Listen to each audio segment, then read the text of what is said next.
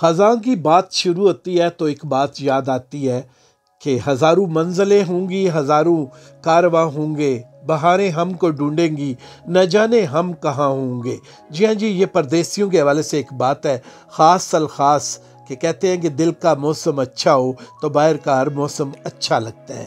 دنیا میں بے شمار لوگ ڈائری لکھتے ہیں اور ان میں سب سے بہترین ڈائری وہی ہوتی ہے جو دل کی زبان سے لکھی جاتی ہے، آئندہ آنے والے لوگوں کو کام آتی ہے۔ میرے ہاتھ میں پردیسی کی ڈائری کے حوالے سے ایک ڈائری یہاں پر موجود ہے جس میں پردیسیوں کے جذبات کی ہم نے ترجمانی کرنے کی کوشش کی ہے۔ آپ تک یہ پہنچاتے ہوئے ہمیں خوشی ہو رہی ہے۔ ویڈیو اچھی لگے تو دوستوں تک اسے شیئر ضرور کیجیے گا، اپنا فیڈ بیک بھی ہمیں دیجیے گا کیونکہ آپ کا فیڈ بیک ہی ہمارا قیمتی اثاثہ ہے اور ہمارا مددگار بھی۔ آج 1 جنوری ہے، آج میں نے ریزائن کر دیا، مجھ سے جونیئر ایک سعودی کو منیجر بنا دیا گیا۔ یہ میری قابلیت کی توہین ہے، سارا کام ہم کریں اور کریڈٹ وہ مقامی لوگ لے جائیں، یہ غلط ہے۔ میں سوچتا ہوں کہ جس قوم میں ترقی کی بنیاد بجائے تعلیمی قابلیت کے نیشنلٹی یا تعلق واسطہ یا کوئی اور چیز دیکھی جائے، وہ قوم کبھی ترقی نہیں کر سکتی۔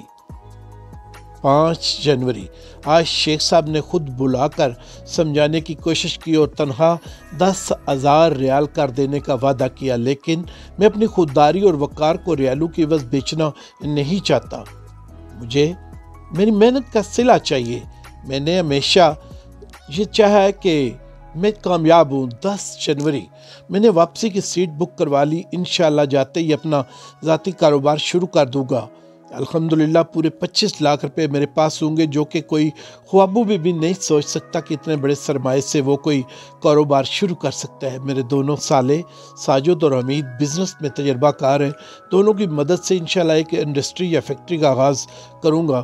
میرے اپنے بڑے بھائی احمد اور نوید بھی دبئی اور امریکہ میں ہیں، وہ بھی مدد کرنے میں پیچھے نہیں ہٹیں گے، ہر کال میں مجھ سے وعدہ کرتے ہیں، جبکہ میرے دوست بھی ہیں، وہ بھی پاکستان میں میرے ساتھ پورا تعاون کریں گے۔ 2 فروری، آج وطن واپس لوٹا ہوں۔ میں تو کہتا ہوں کہ اس سے بڑی نعمت اللہ تعالیٰ کی اور کیا ہو سکتی ہے کہ آدمی اپنے وطن میں کمائے کھائے اور اپنوں کے درمیان میں رہے۔ جو محنت لوگ باہر کرتے ہیں، اگر ہم یہی اپنے وطن میں رہ کر کریں تو نہ صرف کفیلوں کی غلامی سے آزاد ہو سکتے ہیں بلکہ ہمارا ملک بھی ترقی کر سکتا ہے۔ 15 فروری، ساجد کے مشورے پر میں نے اس کے ساتھ 10 لاکھ لگا دیے۔ اس نے ایک ایسے علاقے میں پلاٹ خریدا جو وہ کہتا ہے کہ 1 سال میں ہی 25 لاکھ دے جائے گا۔ 10 لاکھ کا پلاٹ اور وصولی 25 لاکھ منافع 15 لاکھ۔ واہ جی واہ، ہم ایسے ہی پردیس میں خوار ہوتے ہیں، مزے تو یہاں کے ہیں۔ زندگی تو پھر تو جناب یہ دیس کے لوگوں کی ہے، پردیس میں ایسی زندگی کہاں۔ 25 فروری، حمید کنسٹرکشن کے کام میں برسوں سے لگا ہوا ہے، میں نے اس کے کہنے پر 5 لاکھ اس کے ساتھ لگا دیے۔ 1 سال میں 10 لاکھ تک وصول ہو جائیں گے، ڈبل منافع اور زبردست۔ 2 مارچ، باہر رہ کر اتنے سال کیپرس چلائی ہے، اب مسلسل سکوٹر چلانا عجیب لگ رہا ہے، اس سے امیج بھی خراب ہو رہا ہے کیونکہ سبھی دوستوں کے پاس کاریں ہیں، اس لیے حمید نے اپنے ایک دوست سے 2 لاکھ میں ایک پرانی کرولا کی ڈیل کروا دی ہے۔ پرانا دوست ہے میرا، بیلی ہے، یہ خیال نہ کرتا تو کون کرتا جناب۔ 15 مارچ، میری بیگم کی ہمیشہ سے یہ شکایت رہتی تھی کہ ہماری شادی کے بعد سے آج تک ہم نے کوئی دعوت نہیں کی، ہمیشہ دوسروں کی دعوتوں میں جا کر کھا کر آتے ہیں۔ ہمارا اخلاقی فرض بنتا ہے کہ ہم بھی کبھی دوسروں کو بلائیں، اس لیے ہم نے ببلو کی بسم اللہ کر ڈالی۔ ہال کا کرایہ، کھانا، سٹیج اور ویڈیو وغیرہ کے ملا کر کل 1 لاکھ خرچ ہوئے۔ پھر یوں ہی دن گزرتے گئے اور 20 اپریل، آج ابا جان نے بلا کر کہا کہ شانہ کے لیے ایک اچھا رشتہ ہے۔ آج کل لڑکوں کے ریٹس بہت زیادہ ہیں، لوگ جہیز وغیرہ کا براہ راست مطالبہ نہیں کرتے، صرف یہ کہتے ہیں کہ اپنی خوشی سے جو چاہے دے دیجئے، ہمیں نہیں چاہیے، اللہ کا فضل ہے، سب کچھ موجود ہے، جو کچھ دیں گے اپنی بیٹی کو دیں گے، دنیا کے سامنے آپ ہی کی عزت بنے گی۔ یہ ایک مکاری ہے، وہ رشتہ بیچتے ہی ایسی جگہ ہے جہاں سے انہیں بغیر مطالبے کے ہی بہت کچھ مل سکتا ہو۔ کیوں، کیا کہتے ہیں آپ؟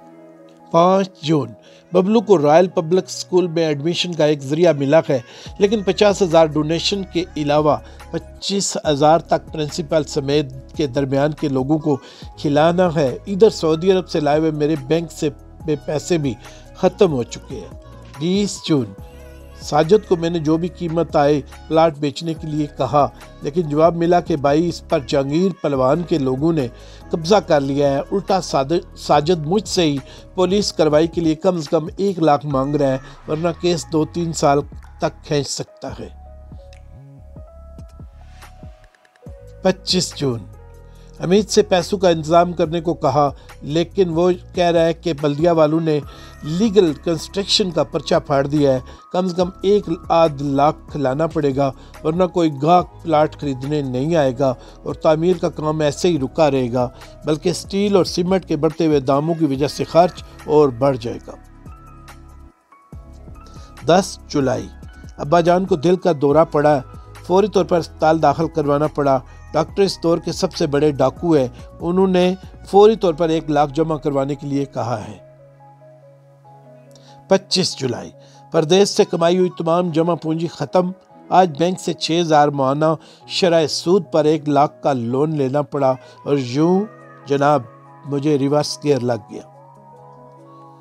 14 अगस्त, अहमद भाई ने कहा कि बाबी के ऑपरेशन और डिलीवरी केस की वजह से वो मकरूज हैं और दुबई में मकानों के किराए अंधाधुंध बढ़ा दिए गए हैं। कोरोना वायरस की वजह से काम की सूरत हाल भी ठीक नहीं है, जिसकी वजह से वो सख्त परेशान हैं और पाकिस्तान वापस आने की सोच रहे हैं, लिहाजा मैं इनसे माली इमदाद की उम्मीद ना रखूं। 25 अगस्त, नवीद ने कहा कि उन्होंने अमेरिका में क्रेडिट पर पेट्रोल पंप खरीदा है, माली हालत खराब है, कोई माली तावन नहीं कर सकते। ये सुनकर जो रईस से उम्मीदें थी मेरी, वो भी दम तोड़ गई और फिर मैं अल्लाह अल्लाह करने लगा। 20 सितंबर, बैंक के कर्जे की किस्त अदा करनी है, सोचा था जरीना का कुछ जेवर बेच दूंगा, यूं भी ये औरतें मर्दों की कमाई को लाकर्स में सड़ाती है, लेकिन जरीना का जेवर उनकी अम्मी जान के लाकर में है और वो अपने बेटे के पास अमेरिका गई हुई है। किसी ने सच ही कहा है कि जब मुसीबत आती है तो अगट्ठी आती है। 3 अक्टूबर, कार फरोख्त कर दी। यहाँ की ट्रैफिक में कार यूं भी एक हमाकत है, आदमी स्कूटर पर कहीं ज़्यादा आराम से पहुँच जाता है। फजूल की शान में पेट्रोल का इसराफ सही नहीं है दोस्तों, लिहाजा गड्डी भी गई। 25 अक्टूबर, इंडस्ट्रियल लोन के लिए दरमियान के लोग और बैंक मैनेजर 1 लाख रिश्वत मांग रहे हैं। अदा करने पर मकान के कागजात रहन रख कर 25 लाख देंगे और 3 साल में 35 लाख वसूल करेंगे। पता नहीं इस मुल्क में लोग कैसे ज़िंदगी गुजारते हैं। मेहनत और ईमानदारी से जीना तो मुमकिन ही नहीं है। वैसे जो जीते हैं बड़ी हिम्मत वाले हैं। 1 नवंबर, आज शेख साहब से वीज़ा के लिए सऊदी अरेबिया में बात की तो उन्होंने 1 महीने बाद फ़ोन करने को कहा। 1 दिसंबर, आज फिर शेख साहब से बात की, उन्होंने 3,000 रियाल माहाना का ऑफ़र दिया, मैंने हाँ कह दिया। इज़्ज़त के साथ ये भी मिल जाए तो बड़ी गनीमत है, लेकिन इससे पहले 8,000 रियाल की नौकरी वहाँ से मैं गुस्से में आकर छोड़ के आया था, वरना अपने मुल्क में आदमी दिन रात मेहनत करके दुनिया भर के झूठ और चकमे बाजियाँ करके भी इतना नहीं कमा सकता, जबकि वहाँ कम से कम झूठ, धोखा, चकमा ये सब तो कुछ तो नहीं करना पड़ता। बड़ी मुश्किल दास्तान है ये, और यकीन जानिए कि जब हमने ये डायरी पढ़ी तो हमारा भी वही हाल है जो इस वक्त आपका हाल गुजर रहा है। 15 दिसंबर, अल्हम्दुलिल्लाह आज वीज़ा आ गया, इंशाअल्लाह हफ्ते बाद 2 हफ्ते में इस दोज़ख से निजात मिल जाएगी। 31 दिसंबर, आज दोबारा सऊदी अरेबिया पहुंच गया हूँ अल्हम्दुलिल्लाह। एक डरावना ख्वाब था जो ख़त्म हुआ। अब सोच लिया कि जब तक पूरे 1 करोड़ रुपए जमा नहीं होते हरगिज़ पाकिस्तान वापस नहीं जाऊँगा। एक परदेसी, लाला राजा यासर, सऊदी अरेबिया। दोस्तों, ये दास्तान एक शख्स की नहीं है, बल्कि परदेश में बसने वाले बेशुमार उन हमारे भाइयों की, उन दोस्तों की है जो दियारे गैर में वतन अजीज़ के लिए ज़र मुबादला कमाते हैं। परदेसी की डायरी इस सिलसिले में उनकी तस्वीर है, उनकी जज्बात की अक्कासी करती है। वीडियो अच्छी लगे तो इसे इस बुनियाद पर, इस नीयत से शेयर कीजिए कि किसी के ज़ख्मों पर मरहम रखना भी एक इबादत है।